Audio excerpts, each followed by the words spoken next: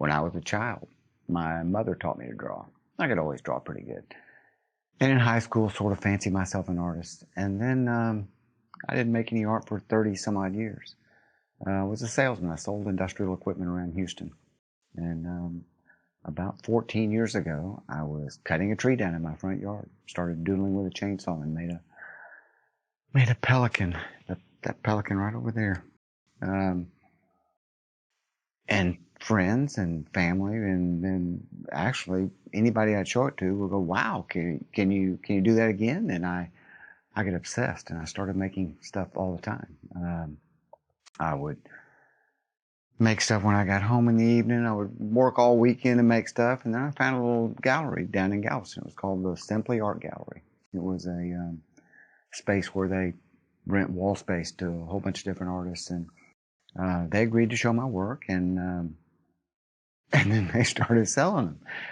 And so I started looking around. I said, "Well, is there some way to make a living at this?" And I looked for artists who were selling a lot of other work, seemed to be selling a lot of other work, looking for someone that could tell me if you could actually make a living at it. Well, you really can't. The ones that will tell you they do, well, typically they're paupers. And while I was never a wealthy man, by that time in my life, it cost a lot of money to be me every month, and I never saw the math working out. So I put it out of my head and just kept making stuff. And we'd go down for the art walks and other events down at the gallery, and it was fun. Somebody would buy something from me, it'd make you feel good. And then in 2008, Hurricane Ike destroyed the gallery. There were like 9 feet of water in the gallery, and they never reopened it. And the following year, I was down there looking for some place to show my work, and I found the place I'm in now, the Renee Wiley Gallery. And that same day, someone put me in contact with this woman who had it in her mind she wanted to save the trees that had been lost to the storm surge from the Hurricane Ike floodwaters. So I latched on to her, and she let me do the first couple at City Hall, and then individual homeowners started commissioning them. Then it turned into a big deal. They've got like bus tours and Segway tours, and then a little show called Texas Country Reporter did a very flattering bit on me and the project I was involved with down there, and my website just lit up. I started getting opportunities to carve everywhere. And, well, everywhere. From all over the viewing area of Texas Country Reporter, I started getting calls and requests.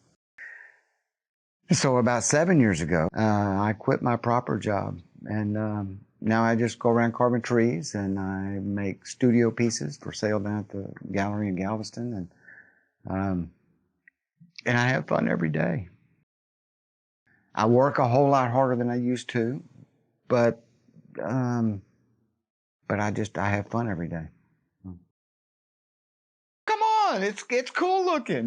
The wood itself is just magnificent, and it tells a story of its own if you are interested in looking.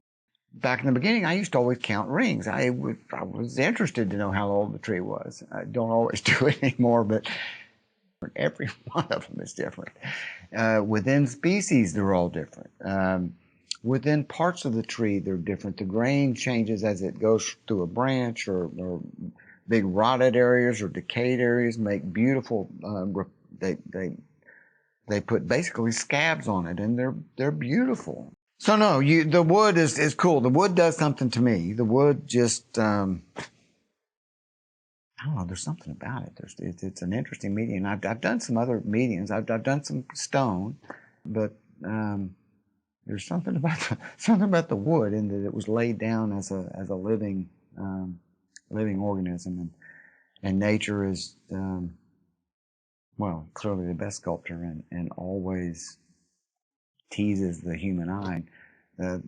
When you go out into everybody knows it. You go out into a park or something, and it's just not quite right, and until you realize that there's a power line going through there, or there's a straight line sticking up. Man has meddled with it in some form or fashion, and you take that same general area out in the country where there's no sign of man, and your eye loves it. It's the curved lines. It's the random organic patterns of nature that the human eye can't get enough of. And and that's swirled all through wood, and that's you can't make an ugly piece of wood. I mean, it doesn't matter what shape you put it into. The wood is always beautiful. Well, the one thing that's paramount to understand about art is that it has no value. I mean, and I don't mean that it doesn't have value. It certainly has value. It has no practical use. I had a little kid who came up to me during one of my very first shows, and he was maybe 10 years old, and he walked all through, looked at each piece very critically, and came back to me and stared me down and said, "None of your work has any use." And it was an epiphany. It was, yeah, he's right. This has no use whatsoever, except just to look at and maybe make you smile. And from that point, from the time that kid first said that to me, I really endeavor only to make things that have no use. But as a consequence of that, I mean, how can you sell something like that? I mean, um, well, you got to make a lot of it, number one, and you've got to get it in front of enough people that can afford to spend money on things that have no use. And it's a actually it's not a small crowd, but it's a it's a crowd you've got to pursue. You got to get your work seen by someone who can afford to buy it. So I make lots of stuff, and I make lots of stuff that I think is cool looking. I mean, if it doesn't look cool to me, then I'm not going to be able to convince somebody else to buy it. It's important to me to make something every day, actually. And that wasn't always the case. There were times in my life, particularly when I was a salesman, that that I found myself at times trying to kill time. I mean, I was bored, or for whatever reason, I was trying to figure out some way to make that clock go quicker. And back about 7 or 8 years ago, my brother died. He had brain cancer, and they did surgery and chemo and radiation and on and on and on and on. And throughout the whole thing, he was living here because he was by himself. And when he got done with that, well, he got done with it when he died. And when he died, it became impossible to piss me off. And I refuse to waste time. I want every moment to have some use. And as I've committed to making stuff all the time, there's an interesting aside to that, and that's that making stuff makes you feel good. Producing things makes you feel good. There's an endorphin rush that is, I don't know. It's part of it is having somebody look at it and go, "Ooh, that looks neat." But the real neat part is just to look at it yourself and go, "Well, that's pretty cool," and it makes me want to do it again. You know. All right, what were we talking about? We were talking about what I was doing in my previous life. Well, I was a salesman. I went, well, I wasn't like door to door, although I've done that. I was selling to industrial accounts, and really selling is not the right word for it. All selling is really just talking to people and letting them talk to you.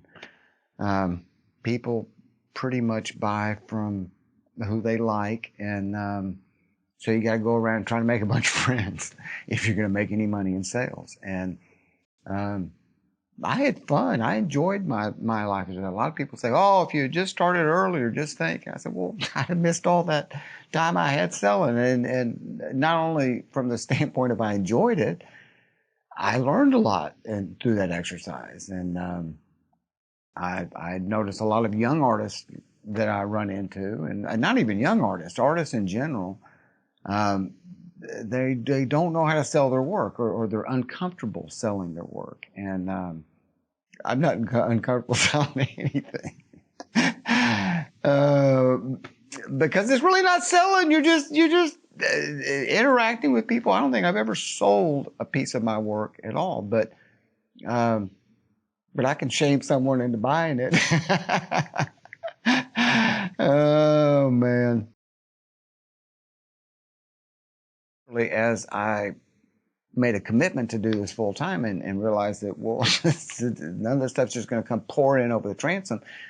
You've got to go make it work. You got to go find opportunities, and you got to, chase them down. And I was very fortunate with a lot of I got a lot of newspaper articles and magazines did bits, and the television story. I was on the news a few times, and all of those things just start bringing in a larger opportunity basket, and I used to, when I started, I would do all these little fairs. I mean, I'd do them all over, all these local little things where you put your tent up, and lots of other artists are out there, and just trying to get my work seen. I wanted to, it doesn't do anybody any good laying around here. It's only fun when somebody looks at it and smiles or says, wow, I like that, or, otherwise it's pointless.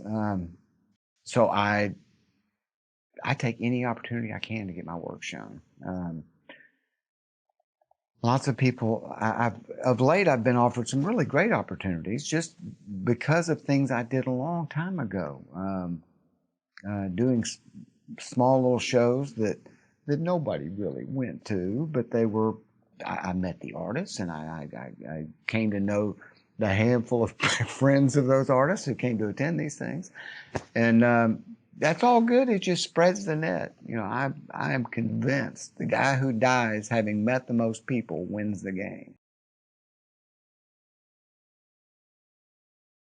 If I'm doing something just to doodle, just literally, if I don't have any commissioned work and I don't have any trees that I'm doing and I'm trying to avoid killing time, I will start a doodle. And that's typically just an interesting looking piece of wood I have laying around back here. One that has something bizarre about it, some aberration to it, or some reason why the grain's doing funky things as opposed to just straight grain of wood. And I'll get a can of paint and I'll just just kind of doodle a design and then cut it out like a paper doll with a chainsaw. And as you do it, you stare at it, and it doesn't look right. You take your can of paint and you go like this, and that's fun. I mean, I love the abstracts are a blast. That was one like that, and that was one like that, and that was too. So I like doing abstracts, and I've got a lot of them around because not a lot of other people like abstracts. I don't get to doodle much anymore. Usually I'm doing something specific that somebody wants. It's a commission. They want this or that, and I'll do anything. I have no compunction about any particular thing. But when I'm doing something that somebody specifically wants, well, I sit down on the internet and find pictures of it so I can get some reference as to why it is that subject looks, makes your eye think that that's what it is. And the interesting thing I learned early on is, well, there's no such thing as a picture of something, because there's, was it inhaling or exhaling or twisting its head, but so I just look at them till I get kind of the feel of what it looks like. All you need is just a handful of little details and cues for the eye, and you can make somebody believe it's anything. And it doesn't have to be exact. It doesn't have to be precise. I know some wood carvers. I say I know them. I know of some wood carvers who do this. Well, it's like photorealistic work. I mean, it's dead on and looks photorealistic. Well, I can't do that. I mean, I suppose if I were willing to spend an inordinate amount of time on one, I could try to figure out how it is that they do that. But that's not really what I'm aiming for. Really, I'm just looking for a feel of it. She's one of my very dearest friends. Her name is Deborah Kendrick. She was the curator at the Arts Alliance Center in Clear Lake. It was one of these venues where it was actually kind of an interesting place. It was an old bank building, a beautiful building, and they had remodeled it. Somebody endowed this thing. Some art lover endowed this Arts Alliance and gave them the building, and It was a great place. They had lots of art shows for all the local. I say had because it is subsequently closed, but it was the first place I ever took my work to try to get shown. I saw, I don't know, in the paper or something where they had an open call for a show, and so I put some things together that I thought were interesting looking, and submitted them. Well, in those days, you didn't like submit pictures of. You had to carry your stuff up there and submit it for the judge to go and look through and pick the ones that she was going to have in the show. So I took my stuff up there. I was kind of proud of myself, and then you wait, and you get notification by mail. If you do not get notified, your stuff has been included. Well, I got notified, and they basically come get your stuff. And I went up there, dragging my heels, feeling sorry for myself, and I gathered it all up and was moping my way out of there. And Deborah Kendricks came up to me and just, petted a hurt puppy, told me not to worry, that I needed to enter another show. You never knew what the judges were going to want, and on and on and on. She was just very supportive. She felt sorry for me. And so I did. I mustered the courage and put together more stuff for the next show, 6 weeks, 8 weeks, maybe 2 or 3 months later. But the fact of the matter is, I mean, my feelings were hurt, and had I left that place and just carried my stuff and pitched in the trunk and gone home, I could have been easily discouraged to the point where I would have given that nonsense up. It's a tough thing for anybody to have somebody tell you, well, your stuff just didn't quite good enough. And so that was painful. So Deborah, she's one of my sweethearts. She became a great friend, and I went on to show at every one of those shows over there, and became involved in any way that I could, and I'm sorry and saddened to see that place gone, because it was a great place for the not just for me, but for the young artists and other people looking for some place to show their work. It's important because people need to be encouraged. If nobody encourages you, it's too easy to give up. So I encourage people whenever I can. Whenever I see somebody actually making something, man, whether I think it's beautiful or shitty, I'm going to explain to them that they need to keep making stuff. Because I know what it'll do for them,